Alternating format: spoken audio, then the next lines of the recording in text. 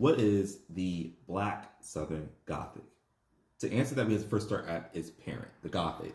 Dark elements, Bram Stoker's Dracula, the energy being the idea that the past is directly influencing the present, right? The idea that you have a society or a social situation like a baron, duchess, king, or queen who are trapped in the memory of what they once held dear, the power, the prosperity, the power, the influence, the ambition of a estate that now does not belong to them, at least not in its prime. You have ideas of Dracula, which, Dracula was a part of the aristocracy, and the castle at one point was known for its splendor, but in recent years has now fallen apart, fallen into disarray, and the people surrounding that castle are also entrapped in the destruction of their social situation. The Southern Gothic leans into that. You're watching the elements of the American infrastructure pointing directly at its hypocrisy and asking big questions, right? The most prominent thing about the setting within the Southern Gothic in itself is that there's this idea of monstrosity, right? You have two forms of it. One is within nature, monstrosity of this environment that does not want you to belong there, that it's ancient and old and dark, has mysteries to that may or may not be supernatural. It wants to reject, first and foremost, the idea of civilization, especially the civilization that white people feel that the South owes them. This idea that whiteness under the American structure, or under the American structure, that is, belongs to them, owes something to them, that it was put on this earth for them to ripen and devour and control. The hypocrisy of that, the idea being that the nature of this place remembers what it used to be and considers the American South to be a recent trauma that can be easily eradicated. But it's not just that. If things were just looking at nature and understanding and breaking down the ways that nature does not belong to man, there's other genres for that. What makes this romantic element even more robust is the idea that there's monstrosity within man itself.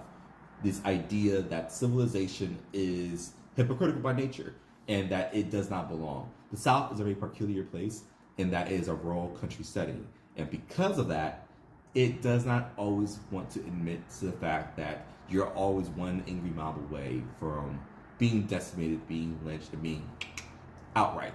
Because simply some people got together in the group and agreed that you are deviant and therefore things about you need to go.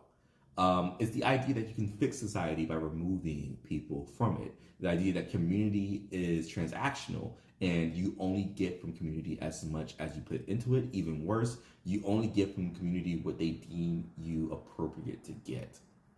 That's not how community works.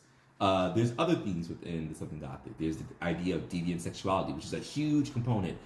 If the Gothic does not have a deviant sexuality or forbidden sexuality, then it does not actually fit the qualifications of the Southern Gothic, because the Southern Gothic by nature is introspecting on your relationship or society's civilization and society's relationship to the natural world, and the monstrosity within it being reflected in the monstrosity of the community. Sexuality is the most primal and most assured way that people have a conversation with their own internal needs. And at the same time, because of the social qualms and the social regulation and the extreme ways that you are put under a microscope in Southern culture, sexuality becomes a window for criticism. There's also the gateway that deviant sexuality isn't just about, the idea of queerness. Though queerness is a huge part of it. You will see most often the dandy stock character introduced in the Southern Gothic, and the idea that the dandy is often typical of the villain. We see this in a lot of Disney franchises because Disney pulls a lot from folklore, pulls a lot from Southern culture, and is an extremely Christian company by nature. And because of that, they have the tendency to frame queerness as a villainous aspect. But it's not just that. There are other things that is seen as deviant, such as the female sexual desire, the female, and also elements of affairs and adultery. Not specifically men having affairs with their wives, which is treated more like a no-no or a thing that isn't strong Christian values, but you can be redeemed for. Women cheating with their husbands, the cuckold. The idea that a woman who is supposed to be the matriarch and was supposed to be the moral center of a home, violating that. is treated as so robustly unkind, evil, and unfair that it is to be treated with the most utmost punishment. Witches are often framed as being serial adulterers, and therefore, within these narratives, within these stories, cheating on your husband can ruin you. There are other elements and themes of the Southern Gothic. There is the darkness, there's the decay, and the failure of civilization. Again, the South falling apart after companies or after a certain institution like slavery collapses in on itself, and that the community no longer has the ability to sustain the greatness that it once had, potentially even 20 years in the past, or 50 years in the past, or 100 years in the past. It's just this understanding that this place is falling apart and that it cannot continue because of some great trauma that has impacted commerce, that has impacted business and employment within this area. There's also hypocrisy, moral panic, strong Christian discussion, not celebration. It does not have to necessarily be Christian for something to be in the Southern Gothic. In fact, 9 times out of 10, you'll see that the Southern Gothic is highly critical of Christian allegories and highly critical of the Christian upbringing, because it's also about anti-intellectualism. The idea that the students of this world are not profound. The idea that knowledge and self-education, self-reflection are not encouraged, and that there is a limit to the educational value upheld in these areas. Poverty is a big thing here as well. You have discussions of the hillbilly culture, the eloquence of the poor, and the things that people are limited to because of their social class. Alienation and xenophobia is also a perpetuating aspect of it. Outsiders coming in, but also insiders being treated like outsiders. And even more robust is when an outsider comes in and is welcomed as a higher social situation than anyone else, and how that forcibly alienates everyone under a hierarchy to hate the person above.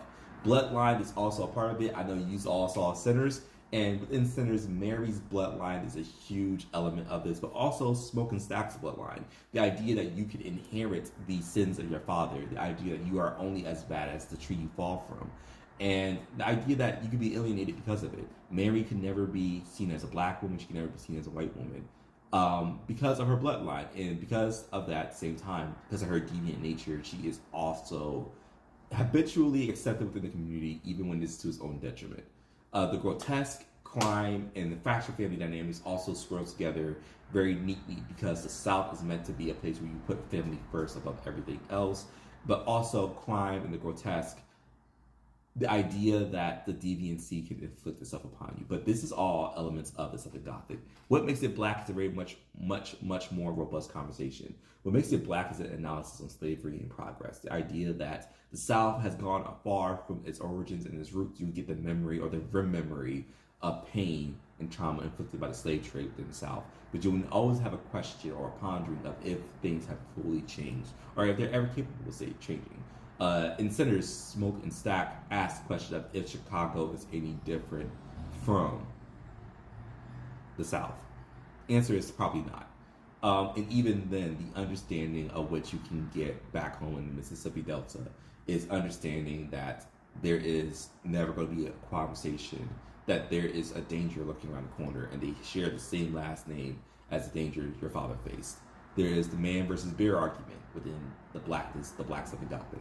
The idea of if nature and the abominations of nature is that much worse than the abominations inflicted upon you by the white man. Are they one and the same? Are they distinctly different?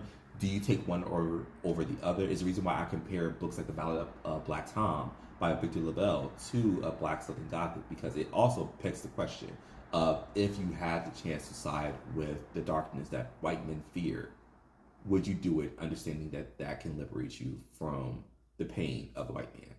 There's suppression, the act of erasing the narratives and the existence of black people and their contributions to society. There's also folk practices, hoodoo, voodoo, and everything in between, the understanding that indigenousness and the practices of the indigenous black person is important, but also the evidence of the African nature within African Americans. A lot of the Black Southern Gothic actually challenges the notion that black Americans do not have identity. It actually cements it. Music is also a huge part of it. Folk music, blues, jazz, but also the body as space. The understanding that what you go through lives on in your body and is not forgotten, and is instead passed on. Scarring and scarification, either emotionally or physically, is represented within the Black Southern Gothic.